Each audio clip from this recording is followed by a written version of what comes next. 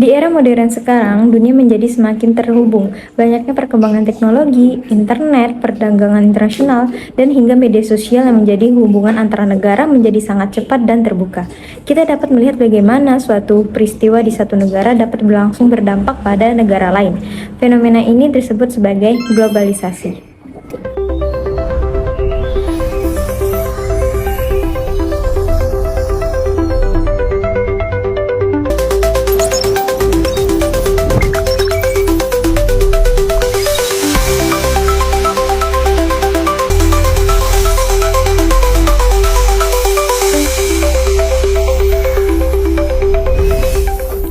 Halo semuanya, perkenalkan nama saya Cahaya Salsaidaya dengan NIM E1111241022. Di sini saya akan membawakan tema globalisasi dan global governance dengan judul Transformasi Digital dan Etika Bisnis Global dari pemikiran mendalam Yudo Kisworo dan teman-temannya dalam Proceeding tahun 2025. Kita semua sepakat bahwa dunia sedang berlari dalam sirkuit digitalisasi yang tanpa batas. Namun seiring dengan hilangnya batas-batas geografis tersebut, tantangan baru pun muncul. Pertanyaannya bukan lagi seberapa cepat perusahaan kita mengadopsi teknologi, melainkan bagaimana kita menjaga pelindungan konsumen di tengah gempuran otomatisasi. Dan bagaimana integritas SDM serta tata kelola perusahaan good corporate governance ini menjadi jangkar yang moral di tengah badai perusahaan pasar global. Mari kita bahas di slide selanjutnya. Nah, yang pertama kita masuk ke dinamika era digital, eksplorasi peluang ekonomi masif beserta konsekuensi etis yang menyertainya. Nah, di sini kita masuk ke lanskap transformasi digital global. Kita mulai dengan menelaah realitas lanskap bisnis global ini dari integrasi artificial intelligence atau AI, cloud computing, dan ekosistem big data. Ini bukan lagi sekedar tren teknologi saja, tetapi melainkan penggerak utama restrukturisasi operasional. Dari sisi positifnya, teknologi ini menawarkan efisiensi supply chain yang sangat luar biasa.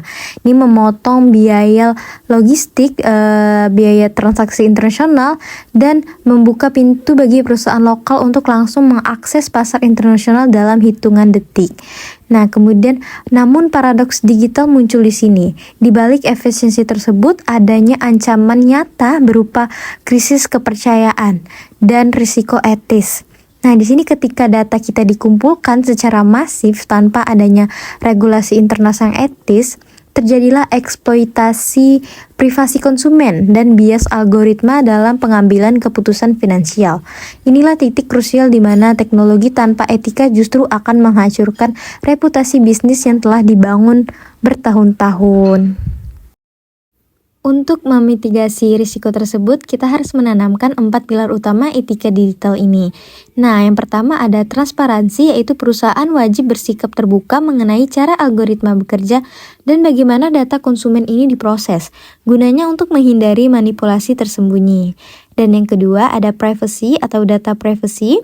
Nah, ini menjamin hak penuh konsumen atas data mereka melalui enkripsi, pembatasan akses, dan kepatuhan ketat terhadap regulasi seperti GDPR atau UU PDP. Dan yang ketiga ada keadilan. Ini memastikan sistem kecerdasan buatan atau AI ini dilatih dengan data yang inklusif untuk mencegah terjadinya bias ras, gender maupun status sosial ekonomi.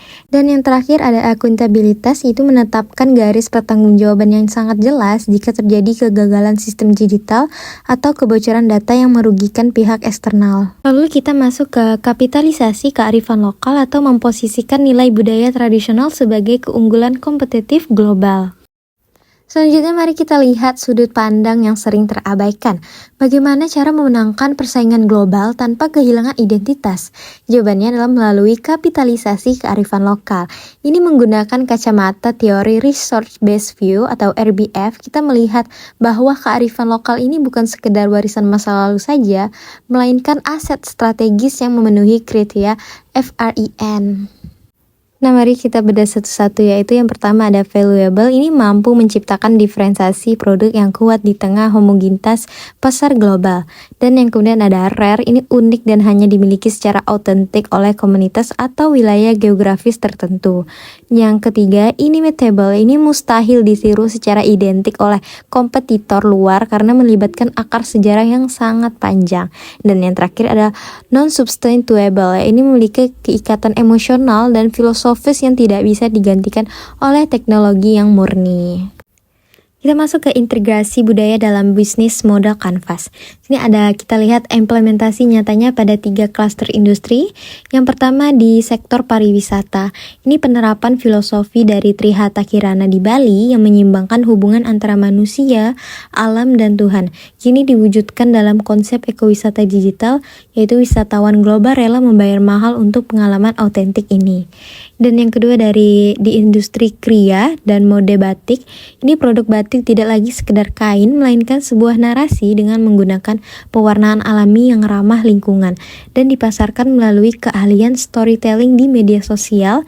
Kita berhasil memikat pasar yang peduli pada isu keberlanjutan atau sustainability. Dan yang terakhir di sektor agrokultural. Ini komoditas unggulan seperti kopi Gayo dan kopi Toraja kini tidak hanya mengandalkan rasa. Melalui teknologi pelacakan digital atau traceability, konsumen di Eropa bisa memindai kode QR untuk mengetahui siapa petani yang menanamnya dan memastikan bahwa proses produksinya adil serta etis. Lalu yang ketiga, penguatan integritas dan tata kelola. Ini implementasi good corporate governance untuk keberlanjutan bisnis, yaitu dampak finansial dan reputasi dari integritas. Nah, berbicara berdasarkan data empirisnya, etika bisnis bukanlah sebuah pusat biaya atau cost center, melainkan sebuah investasi yang menghasilkan keuntungan finansial yang nyata. Riset menunjukkan bahwa korporasi yang mengedepankan transparansi mengalami peningkatan kepercayaan pasar hingga 23%. Sebaliknya, ada konsekuensi fatal yang bagi abai, yaitu 79 konsumen global menyatakan akan langsung memboikot atau meninggalkan merek yang terbukti menyalahgunakan data pribadi mereka. Angka ini membuktikan bahwa etika adalah penentu hidup dan matinya sebuah bisnis di era digital. Oleh karena itu, implementasi good corporate governance ini menjadi harga mati. 3 pilar yang harus diperketat meliputi: pertama, transparansi dan akuntabilitas, dan setiap laporan harus kas dan data operasional.